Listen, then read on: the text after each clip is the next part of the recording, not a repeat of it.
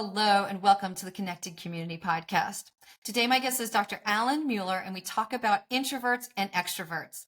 Dr. Alan Mueller has been using the Myers-Briggs. He is trained in this methodology and has been using it for many years in the multiple platforms within his business. I love talking to Alan. He's one of my favorite guests. He's so fun, engaging. He has an improv background and he brings that sense of humor to everything that he does. This is the second time I'm having him on the podcast. He is absolutely a joy to have and engage with.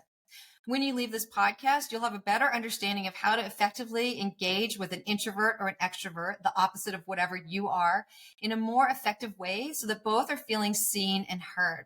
So I really hope you'll have some amazing takeaways from this podcast. I definitely had some insights that I had no awareness of before. And if you're enjoying these, take a moment to give us a like, a share, and a subscribe. And I want to thank you so much for being here today. Enjoy.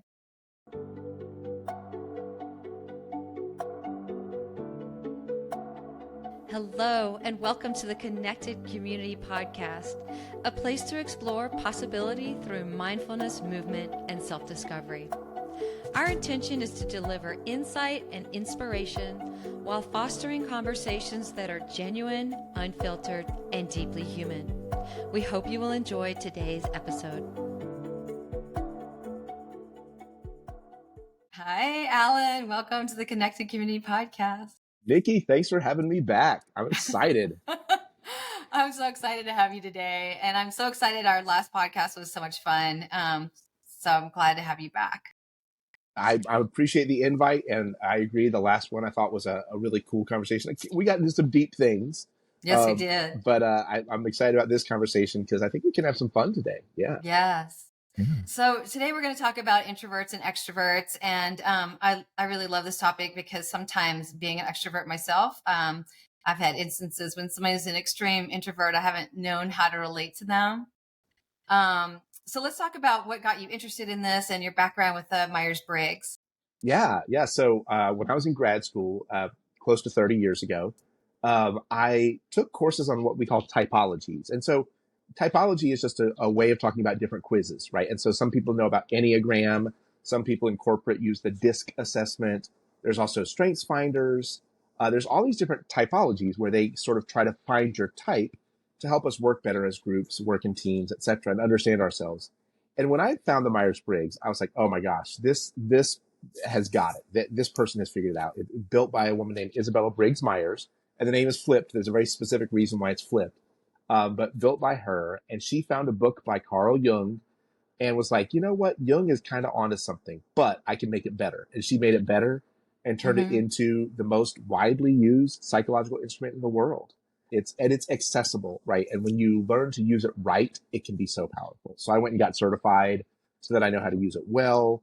And I help teams all over the country using it as a tool to help build understanding and challenge assumptions. And the extrovert introvert one is just a prime space to sort of disrupt assumptions and challenge our thoughts and build connection. You know? Yeah. I have found though, when interacting with somebody that's an extreme introvert, really struggling to connect with them, to understand them. I'm kind of wondering what's going on in their head. What are they thinking? Why are they so quiet? Kind of jumping to conclusions. And I'm sure that introverts have that like inability to really understand extroverts sometimes. And so how do we best communicate with one another? Oh my gosh, there's a big gap. I'll give you a real life example. I'm married to an introvert. I've been married to an introvert for this summer will be 28 years. And the first 3 years of our marriage, frequently I would say to my wife, are you mad? Is something wrong? Are you mad? What's wrong? Mm-hmm. Because as an extrovert, I associated someone being silent with a problem. But I had to learn, and the Myers-Briggs helped me understand this. I had to learn that for introverts, silence is as normal as water is to fish. Yeah. And noise is as normal as air is to birds, right? So in other words, extroverts are birds in this analogy, and introverts are fish. And asking a bird to talk about their experience with water, they'd be like, oh my gosh, I would drown. If I had to spend all day in water, i.e. an extrovert being quiet all day, I would drown. I need the air. And conversely, the introvert needs the water, but the water is silence. And so, and it's not always silence, but it's energizing from within is the key to this. Yeah. And so I had to learn that, um, I tell extroverts all the time, if you're in a relationship with an introvert, maybe it's your bestie, maybe it's a coworker, maybe it's a significant other, trust that if they're upset, they'll tell you. And, to kind of give them a break on the constant questioning about, are they okay? Right. Mm-hmm. And then I turn and tell the introverts, hey, introverts, those people in your life that you value, that you love, that you care about, every once in a while, say that for no reason whatsoever. Not because it's their birthday, not because it's a special occasion, not because it's the right time to say it, but just say it spontaneously, because I know you're thinking it. I know you're Yeah. thinking it about the people you care about, but especially if that person you care about is an extrovert. And so me telling extroverts to slow down and be patient, and me telling introverts to every once in a while just affirm that person, it helps bridge. It helps bridge a gap, because otherwise we are each projecting onto the other. Yeah. Oh, well, quiet means there's a problem, so I'm going to check in with you extra, right? Yeah. And so the understanding that time moves differently. Yeah. And so one thing I do with groups is I'll break groups into extroverts and introverts, and I'll sit in silence with them, and I won't tell them for how long. And overwhelmingly, the introverts are very good at guessing how long it was. If I sat in silence for 90 seconds, the introverts are like, yeah, that's probably 90 seconds if I give them a multiple Mm-hmm. choice. The extroverts will say things like, well, that had to be at least 3 minutes. That was at Yeah. least 3 minutes. Because to the extrovert, they're uncomfortable with the silence. And in those groups, I also watch the extroverts fidget with their hands, communicate non-verbally. They're doing all these things because they can't deal with 90 seconds of silence, right? Yes. And the flip side of that is my younger son's an introvert.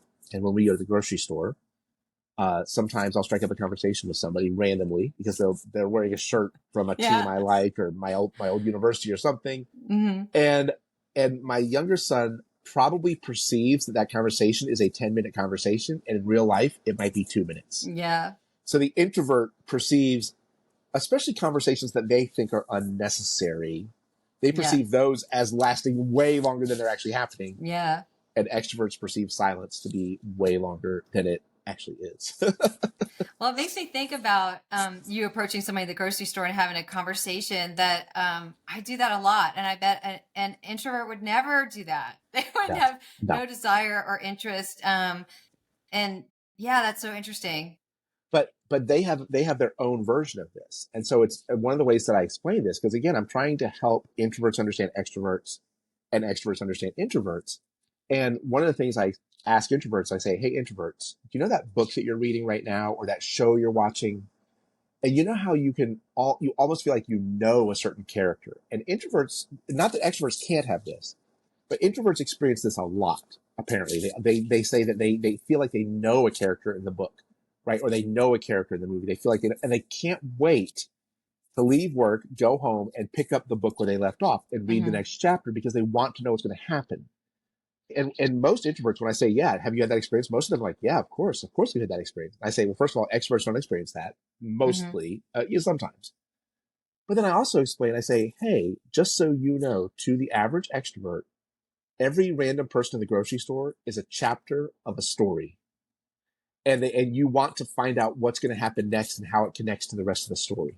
Mm-hmm. And so and introverts are like, really? That sounds exhausting. I'm like, it does sound exhausting to you, but understand that the same thing that drives you to like, I want to get back and see what happens in the next chapter, to the extrovert, the next chapter is all around you with every person you might meet, right? Yeah.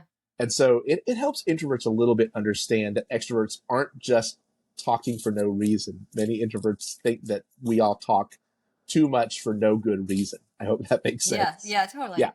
Yeah. Oh, and we probably do. and we do. Yeah. One of the other things in the workplace, and this is very, very common, is that there's a conversation around a boardroom table, and there's a question out there, and 3 extroverts will speak and share an opinion, all while the introverts are still processing the original question, forming their answer in their head, practicing what they would say. And then by the time they're ready to say it, 3 people have already said it. Mm-hmm. The really interesting thing, though, is that for many introverts, that's fine, right? If the thing that they wanted to say was said by someone else, they're like, okay, great. It's been said into the room. I'm fine with that. Meanwhile, the extroverts, oftentimes, somebody will say something, The person next to them will say pretty much the exact same thing. Mm-hmm. And then the third person will say pretty much the exact same thing, because the extrovert isn't just saying it so that the room has it. The extrovert's also saying it so that they are perceived as being on the record on that thought. So they're saying it again, right? Down in the South, people, at church and stuff, they say amen. The Quakers I used to hang out with, the Quakers have a phrase, friend speaks my mind, or ditto, right? And so the extroverts can't just get away with ditto, right? They have to weigh in again and say the same thing. An that drives introverts nuts. That drives introverts crazy. And so if you're an extrovert listening and you're in one of those situations and somebody says something, you can just say, hey, I agree with Jill. I agree with Damien. I agree with that person. You can just leave it at that. You don't have to say it again, because over on the other side of the table, there's an introvert who's slowly dying on the inside to hear the same thing said 3 and 4 times, right? Yeah. Yeah. So it's the introvert wants to know the answer, but as long as the answer comes, they don't necessarily need to ask it. Most of the time, right. Most of the time, introverts, don't need to be on the record, because to them, the more important thing is, was the idea shared in the room? What's not as important is, am I recognized as getting credit for the idea? Yeah. And so one of the things that's interesting is, and I used to work in a career center where I'm coaching people on how to get jobs and go to grad school and all these things, is that introverts, sadly, don't get promoted as much as extroverts. Introverts sometimes don't get through job interviews successfully and don't get hired as much. One tip that I give, and any listeners who are introverts, I tell people that if you're going in for a job interview, extroverts, you do not need to share with the interviewer that you're excited about the job. They will know it or they won't. Like, in other words, your body language is going to give it away. They're already going to know. But if you're an introvert, you need to, at least one time in your job interview, in your own way, don't pretend to be an extrovert. Don't be like, oh my gosh, I'm so excited. Don't pretend to be an extrovert. No, be an introvert. But go on the record one time in your interview and just say, I want to let you know I'm excited about this opportunity.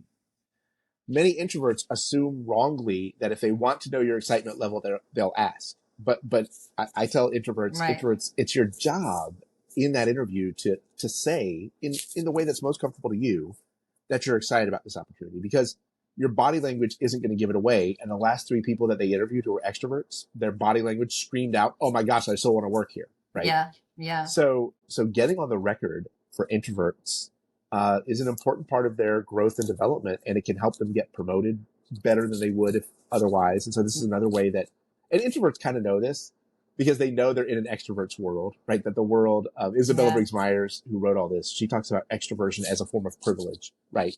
That the world celebrates extroversion and that it looks at introversion like it's a problem. Is there a percent of the population that's extroverted? Is there a statistic on that? It's about 50-50, but one of the interesting things is there's this word ambivert out there, and people, that's sort of like ambidextrous, right? If right-handed is a preference and left-handed is a preference and extrovert is a preference and introvert's a preference, the word ambivert has showed up to describe someone who's in the middle. Well, so as someone who's studied this, there really kind of isn't an in the middle, but what's very, very, very common is that there are introverted folks who have learned to play the role of their extroverted self, right? Yeah. And so I call these social introverts, and they are amazing. Just like extroverts who learn to shut up and listen can be amazing too. Yes. And so those social introverts, sometimes they'll be like, well, in some situations I'm extroverted and some I'm introverted. I'm like, sure, I understand. And where are your favorite situations? Right. And then they're like, oh yeah, at home. It's like my one person or my bestie or me and my dog on the couch. And I'm like, yes, congratulations. You're an introvert who just has a second language that you speak well called, it's like you're fluent in extrovert, but you're really an introvert deep down, Yeah. So it's about, it sounds like it's about balance, right? Finding that balance between like being quiet and speaking up. It is. And, that balance for you as an individual, that balance for communities that you're part of.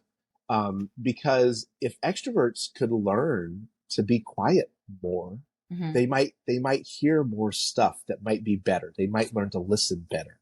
Yeah. One of the other funny things though, is that a lot of extroverts think that all introverts are good listeners. I hate to air the dirty little secret of the introvert world, but they are not all good listeners. It's like 50-50. It's like the rest of the population. Right. They seem like good listeners because they're not always talking. Right. But some of them are just thinking about when they're getting together after work with their best friend, or the book that they're going to read when they get home, or the show they're going to watch, or just Right. getting out of the office, from getting away from all the people to have me time, whatever that means to them. And so listening is a separate skill that extroverts think introverts are always good at. And the real truth is some of them are and some of them aren't, just like any part of our population. Yeah. But for extroverts, working on being an active listener, working on not always prepping your response as you listen. Yeah. In other words, most of us, at least in the US, we're in a conversation, but by the time someone's halfway through what they're saying, you're already formulating your response. Yeah. And so a powerful listening technique, I'm married to a counselor, active listening. And if anybody's ever gone to counseling or therapy, you may have heard this before, but somebody will say something and the therapist or the counselor will say, if I'm hearing you, you're saying this. Yeah. Or if I'm getting you, or what I think I'm hearing you saying is this. And they rephrase it to you. Yeah. So extroverts, if you're listening, oh my gosh. And if you want to be a better member of your community, a better leader, a better spouse, partner, whatever, when you're listening, when you're in a conversation, try that out sometimes. It'll feel awkward at first. It just will. It just does. But try it out sometimes. And you can make your own version, right? So do you mean this? Or am I getting this? Is this what you're getting at? Make it your own. But seeking to understand better is huge. And best leaders are the extroverts who know how to listen and the introverts who know when it's time to speak up quickly. Those that can from understanding themselves first, though, right? Understanding that introversion is awesome and extroversion is awesome, and don't be who you're not. And learning that second language, flexing those other muscles is going to make you just better. It's going to make you a better person. Yeah. So what I'm hearing too is that when extroverts are in moments of silence, it almost creates an anxiety. And then I imagine when introverts have to self-advocate or speak up, then there's that anxiety. And so it's moving through that discomfort to find that equilibrium. It is. And I like that you mentioned the word anxiety. I went to college a bunch and worked in colleges. And so, those who've been to college know that the syllabus, you always get the syllabus the first day of class where it's like, here are the assignments, here are the points, here's the schedule, whatever. And all of my life, high school, college, whenever I would get a syllabus, whenever I saw class participation, 20 points, as an extrovert, I glossed over it and was like, great, free points. Yeah. Like, hey, I get some free points because class participation is easy. I understand now that almost every introvert in the room, which would be half the class, looked at that and might have felt anxious, for one, might have gone through the mental process of going, I wonder how many times I'll have to talk to get those 20 points. Right. And then also may have done the math on like, can I get the grade I want without those 20 points? And can I just not talk in class? Yeah. And so this goes back to Isabella Briggs Myers talking about privilege a little bit, right? That to me as an extrovert, I see class participation as free points because it's, I participate just as part of who I am. Yeah. And the introvert looks at it and goes, that's extra work that I'm going to have to do. Similarly, the research paper that one has to write on the syllabus where it's like, you've got to identify 10 sources. As the extrovert, I'm like, oh my gosh, 10 sources. I'm going to have to read a lot in a little room by myself in the library. That's going to be miserable. And meanwhile, the introvert's like, sources? I love finding sources, right? Yeah. So I can do that by myself. And so there's just understanding that about each other. And if anybody that's listening is an educator or a facilitator, one great technique, and I use this with clients of mine when I'm doing workshops and whatnot, is if I'm going to introduce a question into the room, I know that there are introverts and extroverts in the room. So the first time I introduce a question for discussion, I pass out little index cards and I pass them out and I say, so here's the question. Jot down your answer to this question on this index card. And after you've jotted it down, cluster up with two other people. I'm doing that just for the introverts. The extroverts don't need that. That's not for them. So here's an index card, cluster up with other people for the first question that I have. The second question later on in the workshop, I'll skip the card and I'll say, just cluster up with one or two people, keep it small. So I'm easing the introvert into the pool, so to speak, right? I'm like, here's a card to organize your thoughts and a small group. Next time we do a group discussion, we're going to skip the card, but I'm going to get a small group because you've got some comfort level. Yeah. And then by the time I get to the third topic, I'm just going to throw it out to the room and be like, okay, so who thinks this? What are your thoughts on this? And that technique of me meeting the introverts where they are at the first moment, meeting them halfway at the second moment, by the time I get to that third moment and I just throw a conversation into the room, the introverts feel heard, they feel safe, they feel understood, and they've had times to organize their thoughts, and they're more likely to just jump in and just get in the conversation. Mm-hmm. And so building an environment where introverts are met where they are, yeah, and then kind of pulled along, because the world does, again, celebrate extroverts, right? And then also getting the extroverts to just be quiet sometimes. I do one exercise where extroverts and introverts have to make questions for each other. And I could tell you some hilarious questions, but like extroverts have to come up with questions for the introverts, and introverts have to come up with questions for the extroverts. And then I tell the extroverts, all of you are going to have to be silent except one delegate from your group.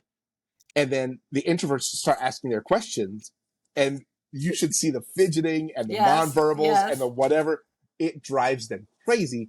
And I'm like, y'all know how this feels weird? Yeah. This is how introverts feel at a regular staff meeting, right? When there's just a topic of discussion that we are all expected to just talk about off the cuff, right? Yeah. And so I'm doing that to show them the discomfort so that they can kind of feel it a little bit. And it gets funny. I mean, and the questions they have for each other are they're hilarious. Like what? Yeah. What? One of my favorite ones, introverts will say, extroverts, why are you so loud? Yeah. Introverts will say to extroverts, why do you always have to be the center of attention? And I had a student once in college, and she goes, I don't have to be the center of attention. Attention just finds me. Yeah. And I'm like, that's brilliant. But a lot of times the extrovert questions, especially with younger professionals or college students, a lot of those questions fall into two categories, which is, why are you so weird? And what's it like on the planet you're from? So the questions will be like, when did you first know you were an introvert? Like, right?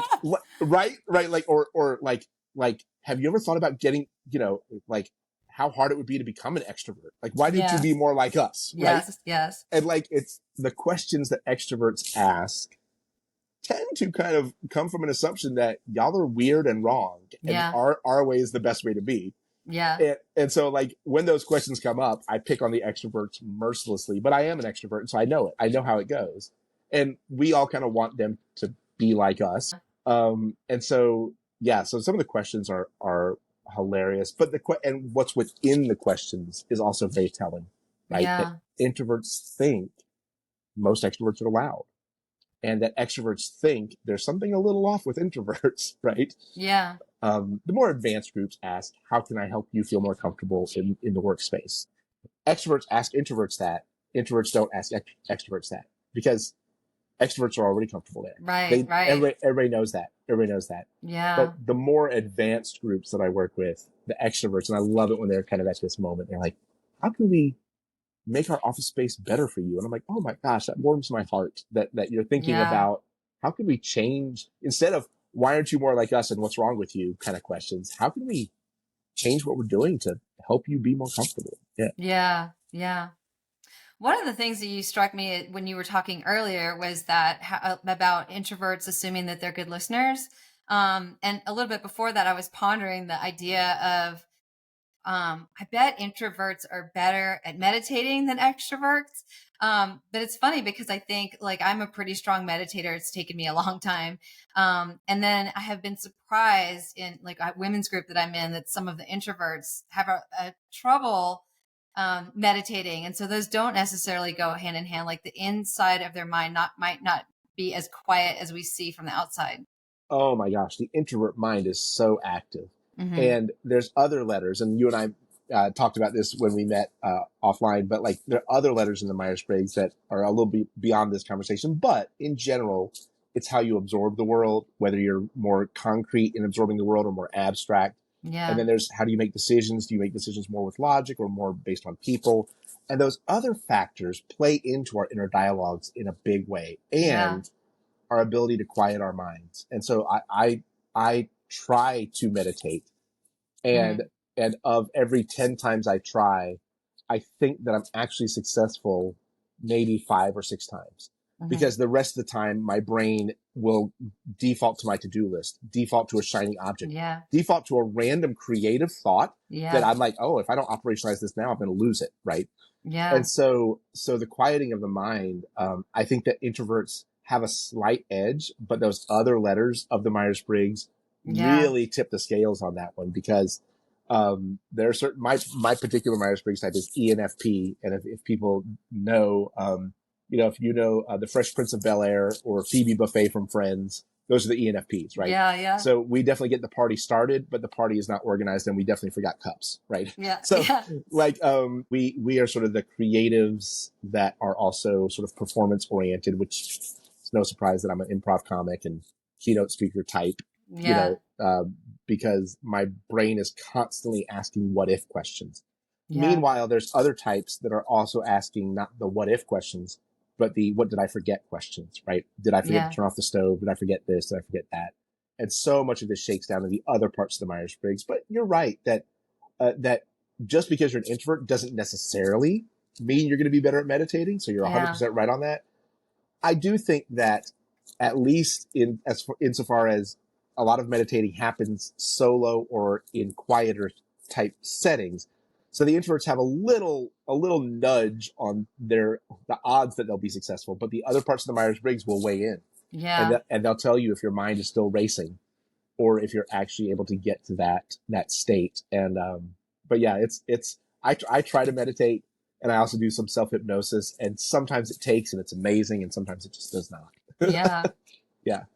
And so for me, when I'm around somebody that's extremely introverted, I jump to assumptions, and I do some mind reading that's not accurate, or I think that, are they mad at me? And I'm wondering again, like, how do we effectively have these relationships with somebody that's extremely different than Oh, us? oh Or my do those gosh. relationships not typically happen? I, Or do we tend to flock with what we're comfortable with? so it's interesting because I know so many romantic relationships, like significant others, who are introvert extrovert. Because in some ways each is fascinated and curious about the other, right? And so Mm-hmm. sometimes that leads to good, like, romantic chemistry and stuff. But one of the things, your question had a great answer in it, which is check your assumptions, right? Mm-hmm. You said sometimes I have this assumption and I assume they're mad at me, but check those for one. And then number two, give them space and ask in a way that fits them. And so I'm going to give you a real life example. I was doing a student leadership program, and there was a student named Cecilia, and she was the quietest student in the program. And I don't know, week 3 or 4 came, and all the facilitators came to my office. They were worried about Cecilia. They're like, we don't think she's engaged. Mm-hmm. We think she's not getting out. She might drop out of the program. I said, yeah, Cecilia's pretty quiet.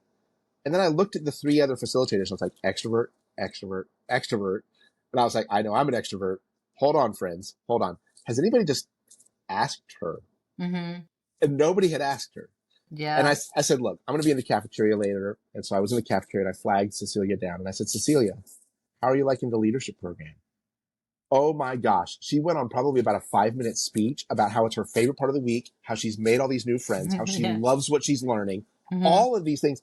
And she was engaged in ways that us extroverts just couldn't perceive. She was Yeah. engaged in the interior and wasn't letting it out. But all it took was someone to find her one-on-one and ask her, and she opened up. And that's another thing that's interesting, is that if any of your listeners are in those extrovert introvert couples, Yeah. or introvert extrovert best friends, or things like that, the introvert who is your bestie will talk your ear off, your extroverts. Like, one of my closest friends is an introvert, but when she's around me, blah, blah, blah, blah, blah, like, we'll just talk and talk and talk and talk. Something about introverts is they have this concept of sort of an inner circle. They might not always use that language, but Yeah. who are my people that have made it in that I trust? Extroverts might have that depending on life experiences and things, but introverts almost universally describe this as an experience. So if you're an extrovert who has made it into the introvert's inner circle, Yeah. they will They will be chatty. They will talk even just as much or more than your extrovert friends will, because you're Yeah. in with them, right? And that's different. That's different. Yeah. But it's sort of an honor too. Like when I know that there's an introvert who trusts me to the point where they're talking to me a lot, I'm like, oh gosh, I guess I'm in now. I guess I'm in the inner circle, you know? So it's like a kind of an honor when you Yeah. reach that with an introvert. Yeah.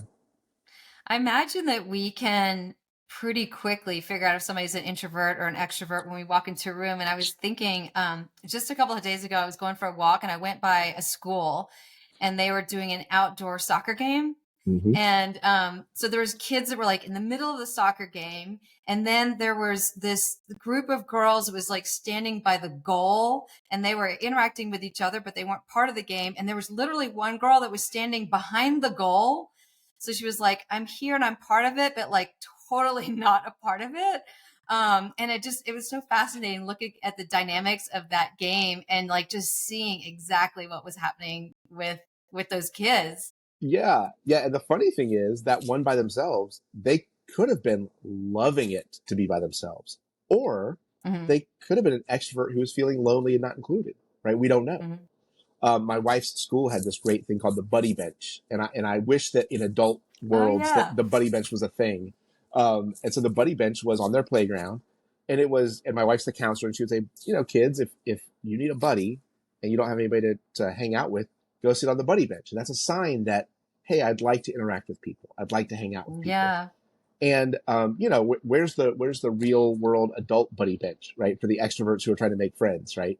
But the other thing is that, you know, for some introverts, them being in a crowd but getting away a little bit is bliss. They're loving it. They're loving. Yeah. And so the key is to go and check in and ask, right? Hey, do you want some company? I was flying back from a consulting gig, and I got on the plane and I sat down. There was a woman sitting next to me, and I said to her, I said, "Hi, are you the kind of person who likes to talk to strangers on planes, or do you prefer to just be quiet and not?" And she goes, "I prefer to not talk." And I was like, "That's cool, great." And I put in my headphones and I went, right? Yeah. Yeah. And then she turned to me and she goes, "No one's ever asked me that before." And I was like, well, I do trainings on introversion and extroversion, and I feel like if I'm doing trainings but not living it, and I figured I should just ask, like maybe I should just ask and make it normal that either one is okay, right? Yeah. Not just go in and start talking, assuming that, not just being silent, assuming that, but just checking in with your airplane partner. Hey, we're going to be in this thing for 2 hours. Yeah. Do you want to talk or not? And then following their lead, right? I mean, so it's weird because it seems weird to ask. Yeah.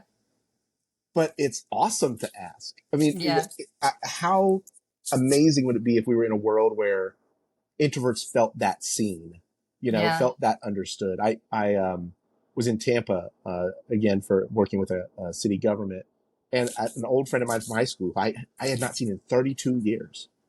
And so I put up on social media, I'm going to be in Tampa. Is anybody there? She said, yes. Said, hey, do you want to grab dinner? And so then we started messaging on Facebook, and I said, look, I know you're an introvert. I know that. I remember that from high school. We're connecting on social media. I know you're an introvert.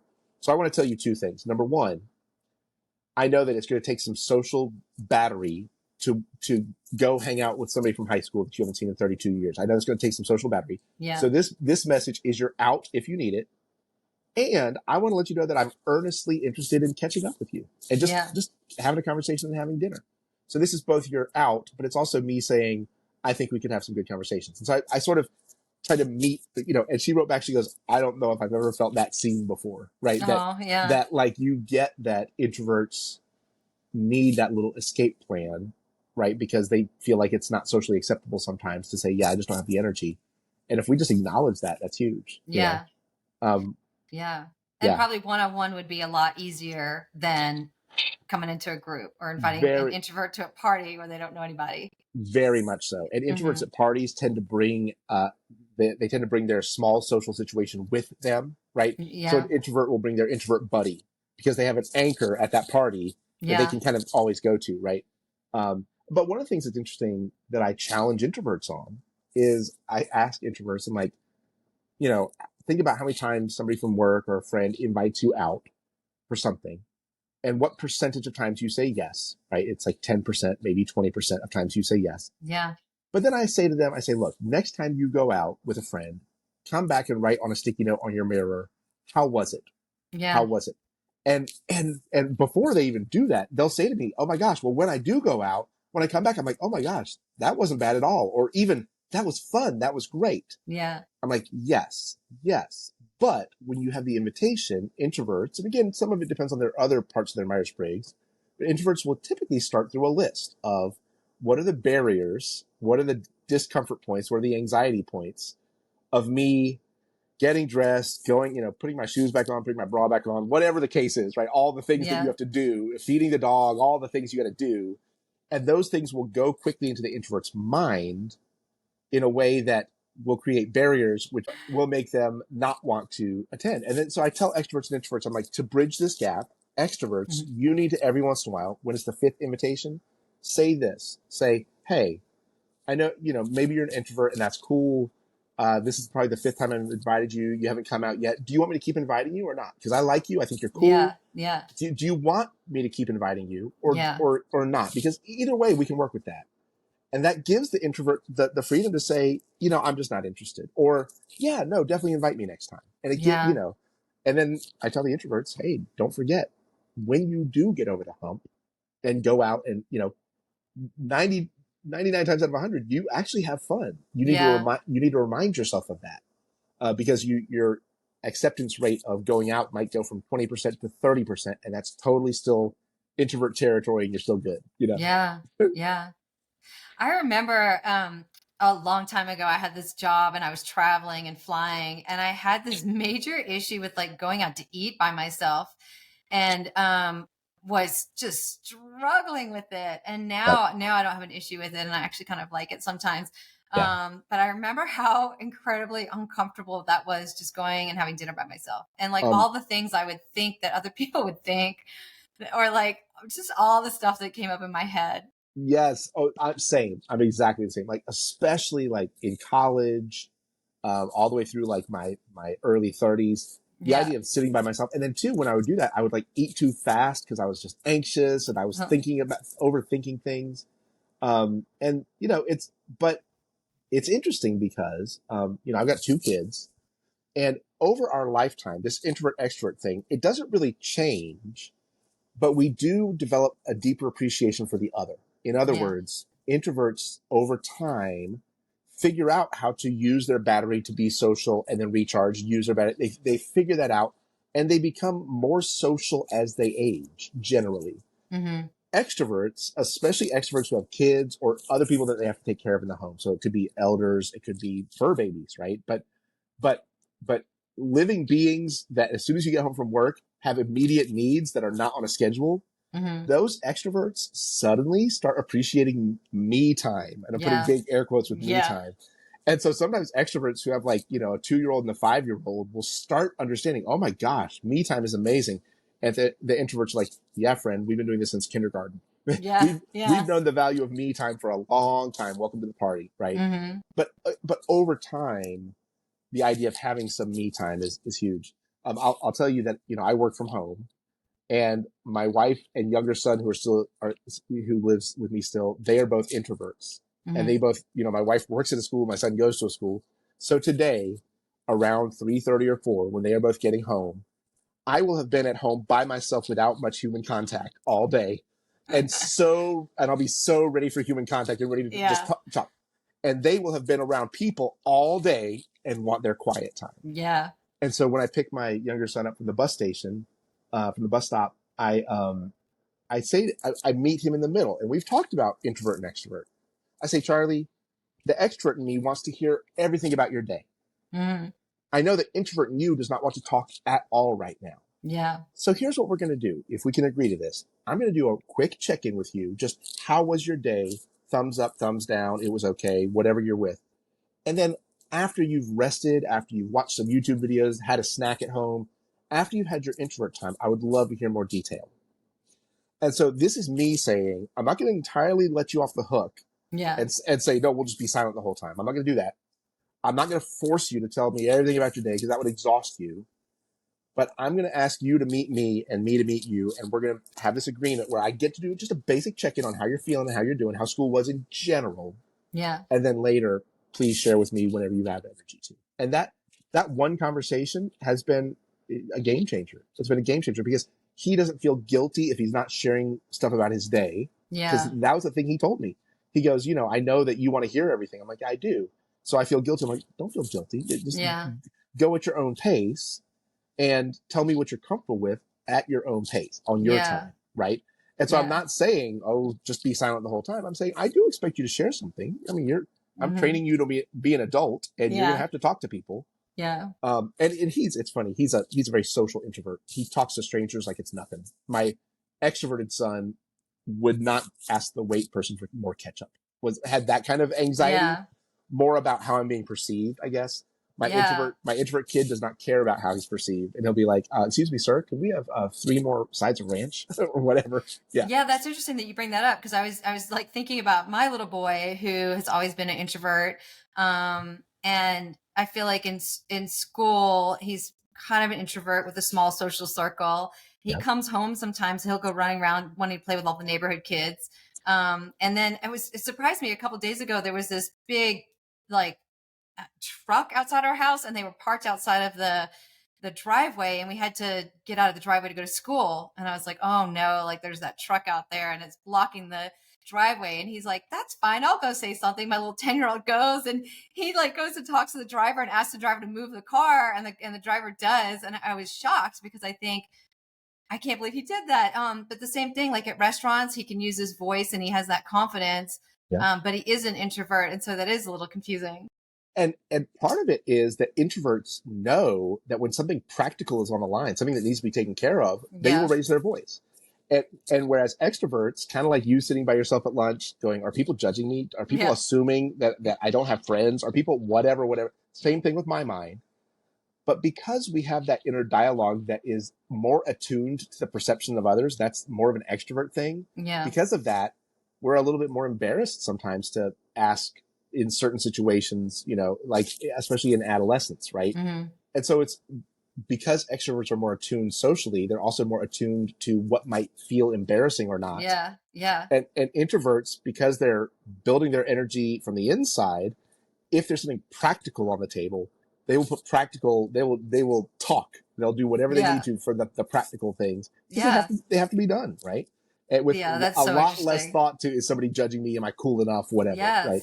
Because when I was his age, I would have never been able to go out and to ask the driver to move the car. I was so surprised that he could do that. With oh, okay, I'll go do it. Now, that's so interesting. Right. Now, when it comes to like public speaking, it's still flipped. Like when it comes to like public speaking, the introvert's going to have a lot more anxiety typically, and the extrovert's going to be like, yeah, no, it's fine. I mean, like, it's a little nerve wracking, but Our kid does a lot. They do a lot at his school. I had talked to you about this before, but it's expeditionary learning. And so they do a lot of public speaking and a lot of groups and a lot of little presentations. And that we've heard that when those kids go to junior high, they're different than the other kids at the other schools because they already have that confidence. But I can see when we go to those presentations, there's definitely like the extroverts, and it's like you might as well give them a mic and they can be singing and dancing on stage and they're totally cool. Right. And then the introverts really struggle, but they're doing it, but they're training them when they're really young. And I feel like there's a lot of benefit to that. Yeah, it's a skill. I mean, probably one of the best speech makers that I've ever seen in my life was Obama, Barack Obama, who's an introvert. He's an introvert. Interesting. And he learned the skill of how to deliver a speech, how to speed up and slow down, how to change his pacing. He was also navigating, this harkens back to our last podcast talk a little bit. He was also navigating, when I'm speaking as the first Black president, how do I speak to white America and Black America and Latinx America at the same time? Yeah. And can I put things in the speech that meet each group where they are? And he did it brilliantly. And I don't think people understand necessarily how hard those extra layers are of being president, for one. Yeah.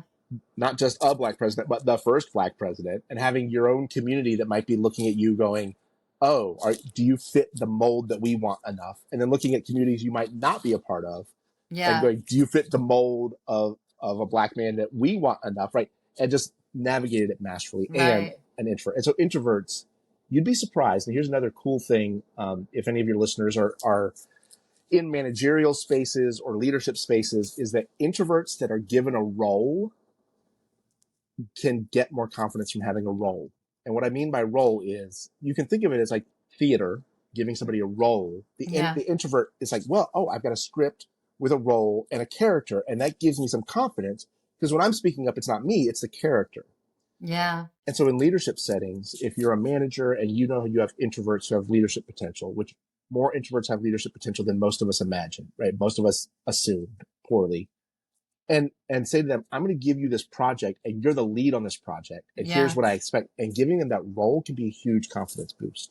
Extroverts oftentimes will just start leading charges without any roles necessarily. Yeah. But introverts, if given a role, and again, I'm using theater as a metaphor, but it's also just give me some definition of what you expect in this thing. And that can be a huge game changer for introverts. Yeah. But also I think like me being an extrovert, I remember class participation was easy and group participation was easy, but public speaking is a whole nother thing that, I mean, isn't that like the number one fear in the world is public speaking? And that was not easy. Yes. Jerry Seinfeld said it well. Jerry Seinfeld said, the number one fear in the US is public speaking. The number two fear is death. And so, so the punchline for his joke is he goes, so for the average person in the US, if you're at a funeral, you'd rather be in the casket than giving the eulogy. Right? Yeah. So public speaking public speaking, there's a lot that goes into public speaking. And again, I'm a person who does this a lot. Mm-hmm. There's a lot that has to do with confidence, the confidence in your subject matter, being able to intuit and read body language of an audience.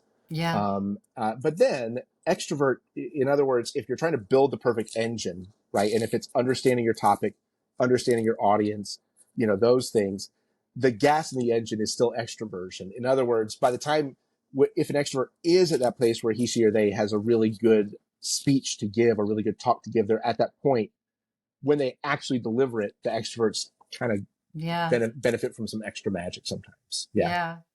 I mean, it's funny with this podcast. For me, these conversations are really easy, but when I have to do my intro before all my podcasts, I'd say like that's my torture point.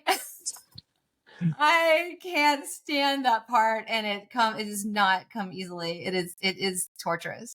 It's because it's solo, right? I mean, at my comedy club, there are people who do stand-up comedy, right? Telling jokes. Yeah. And they made up all the jokes. So if the jokes aren't funny, it's their fault. Yeah. I was part of the improv group. The improv group, it's just like, whose line is it anyway? We say, give us a celebrity, give us a place in the world, give us something you find in your garage, and we make a scene out of it. Yes.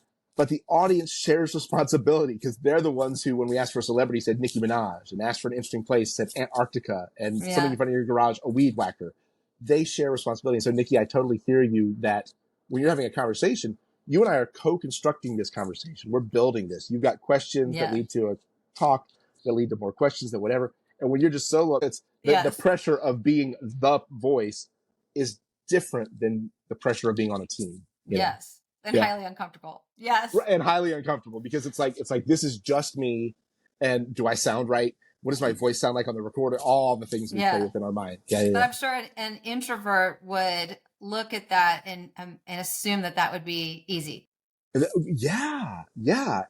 And oh my gosh, one of the things that's so fascinating is the other letters. And I have this online course that you and I've talked about a little bit where we get into the other letters because some introverts think that all extroverts can just be social at the drop of a hat. Yes. But extroverts come in a bunch of flavors, right? In the Myers-Briggs, there are 8 flavors of extrovert and 8 flavors of introvert. Some of the extroverts, really, if they don't feel like they're in a room of their own people that they vibe with, that they have a connection with, they'll shut down. They won't be social. Other extroverts will be social if they think there's some kind of game to happen, some kind of deal to be made or networking, some kind of formal thing that's not about feeling or my people, but it's about moving a conversation on business forward or something. And so understanding the other nuances of the rest of the Myers-Briggs adds flavor to this. My wife sometimes will be like, we'll be at an event. She'll be, go do your thing, go do your social thing where you talk to all the people. And I'm like, honey, but these aren't my people. Yes. Yeah. These aren't my people. So, and that's the intuitive, right? Which you and I talked about. Yeah. Yeah. The intuitive is I'm seeking connection with other people, and Yes. I'm doing it in an extroverted way, but my extroversion and my intuition play together. And if I don't think these are my people, and especially if it's a work social event where I'm expected to socialize with people that aren't my Yes. people, oh, I will start fighting the man and doing an internal protest in my brain, Yes. of like, yeah, no, I'm not going to be forced to socialize with the rich Mm-hmm. donors for this organization. That's not my thing, right? Yeah. Yeah, yeah, Yeah, I mean, I remember there's plenty of parties that I went to before I was married. I was single and somebody would invite me and I'd go and I didn't know anybody and I would have a ton of anxiety about going to that party. And sure, then I would really have to stretch myself to just go up and talk to somebody. yeah, And then as soon as I found that one person or that group of people, I was like golden the rest of the night, but it was right, super uncomfortable, like walking into the room and like, oh my God, I don't know anybody. yep, yep. So And for an introvert, that's got to be like absolute torture. absolutely torture. And most of them won't even go to the party unless they bring their introvert buddy with them, Yeah. But gender intersects this too. That one of the jokes that I tell when I break the groups up into extroverts and introverts is I turn to the extroverts and I say, how many of you know the phrase resting Mitch face? Resting Mitch face, right? Yeah. And they don't know that phrase because that's not a real phrase. Yes.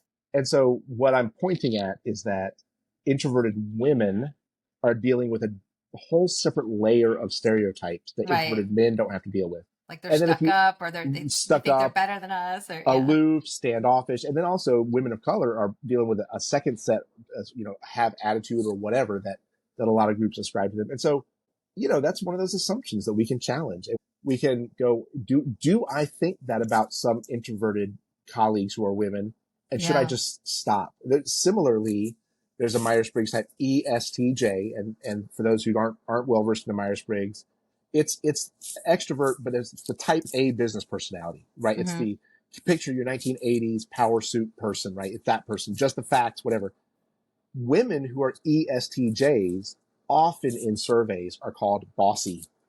Yeah. Men who are ESTJs are called go-getters. Like it's just it's fascinating the difference in the same personality type but across gender. Yeah. And so the conversations I have on the Myers-Briggs, we do get a little intersectional on identities because we have to. Mm-hmm. It's important. It's important. But doesn't it matter about extremes? Like you can be an extreme introvert and an extreme extrovert, or is there like some that float around the middle line and then that like life's a little easier for them? So it's funny because in the real psychology of it, in the Jungian psychology, it's more like an on-off switch than it is an extreme, like a spectrum. Mm-hmm. So like right-handed is a preference, left-handed is a preference, just like extrovert and introvert. I've never heard somebody utter the phrase, oh my gosh, she is so left-handed. Right. Or he is so right-handed. No, we think of right-handed and left-handed as your starting point is one or the other. Mm-hmm. And the people who study Jung's work and Isabella Briggs Myers, they think that it's more like that. And that the spectrum is something we've made up to help us understand the gaps and help us understand extroverts who have just learned to be quiet from time to time, introverts who have learned to be social, to help us understand that we're all working in a world and living in a world where we have all the types and we're all adjusting, but that the actual preference deep down in your mind is sort of an on-off switch, that you're either oriented towards introversion or oriented towards extroversion. And so it's really fascinating. The no omnivert existence. Exactly. That's not really, and most of the time when I'm doing a workshop and somebody says, yeah, I'm this and I'm this, I'll ask them one question. I'll say, you know how like in a social situation when you have to turn on the social switch, and if they nod and like, yeah, I'm like, okay, friend, you're an introvert who's just learned to be social. Mm-hmm. Because if I ask an extrovert that question, they'd be like, social switch? What's a social switch? Right. I'm just, there is no switch I have to turn on. I'm just that's how I come. Right. Yeah. And so once you understand those and you can check in. So you ever had this experience? Oh yeah. Okay. I know where you are then. And I know you've gotten good at playing the other. Right. Yeah. Because you've had to, Okay. And everything I talk about in my podcast is floating in this world of uncomfortableness and kind of pushing ourselves to be uncomfortable and to do things that are uncomfortable. And so, that would go for the extrovert listening and being quiet and the introvert kind of pushing through that anxiety or that tension and speaking their mind. And I feel like that's where all of our growth happens, where we're in that world of uncomfortableness. It does. And that's where the growth happens. And this is why I love the Myers-Briggs, is that if we don't study the Myers-Briggs, if we don't learn our type, if we don't go through that process of getting an interpretation, we're still going through life working through other people's expectation. We're still going through life like that, but without understanding what's psychologically happening inside. The Yeah. Myers-Briggs can just give us the freedom and the understanding to go, now I get what's happening on the inside, and I Yes. understand that it's different for different people. And so this thing that I've been doing at work to just survive and compensate, now I understand it. And so the thing you just said, when you understand your type and choose to grow in different areas, it's a much different ball game than Yes. if you don't understand your type and you're just expected to act different ways by different people. Yeah. It's Because just honoring yourself and then right, stretching yourself. right. One of them is somebody pulling you. The other one, like you just said, is you stretching yourself. And it's a big, big difference when someone else is stretching you kind of against Yes. your will or without an understanding versus you stretching yourself. And that's the gold right there. That's why it's a lot of why I do what I do. Yeah. Yeah. I'm in this situation again where I feel like I could talk to you for hours and hours and hours. I know, right? About like a million different things. But yeah, how do people contact you? What are some of your offerings? And because I would like to talk to you all day, but I can't. Sure. No, totally. So you can find me at adaptivechallengeconsulting.com, adaptivechallengeconsulting.com. I'm also on LinkedIn and Facebook and Instagram. I do have a cool course, and the course is through a platform called Teachable, and it's self-paced. But it's a course where you can get deep on the Myers-Briggs. You can learn your own type. You can learn, I give tips and tricks on relationships, tips and tricks on the workplace, on understanding your type and other people. And I have 2 coupons. Can I mention my 2 coupons real quick? Yes. One of them is half off. And so it's the coupon half off, and you literally just get half off the course, which is fantastic. The other one is something new I started doing last week, which is a coupon code called free coaching. For free coaching, it's 10% off. So you still pay most of the course, but the first 25 people who do that, they get a 1-hour coaching session one-on-one with me where we can dig through, and Nikki, kind of like you and I did last week, we can dig through the types and try to figure it out. Because sometimes you take the instrument online and sometimes Yes. it guesses you wrong. Ours was wrong. Yeah. And so having Yeah. someone who can go back through each of the letters and help you discern can be eye-opening. I think it can be eye-opening. And so those are if you're curious about the course, if you go to adaptivechallengeconsulting.com, we have a link called the Knowledge Center. Just go to the Knowledge Center. There's some free things in the Knowledge Center too, some free webinars, but then also the course is there, and you can use either of those 2 coupons. Yeah. Yeah. And I feel like everything with you, Alan, has got this flair of fun to it. And I love that. The course, again, once you're an improv comedian, I learn better when I'm laughing. And so my course, it's not designed to be funny, but lots of it's accidentally funny. Yeah. So the good news is I think I try to keep the energy up, and I try to keep it that you'll kind of want to stick through the whole course and push on through.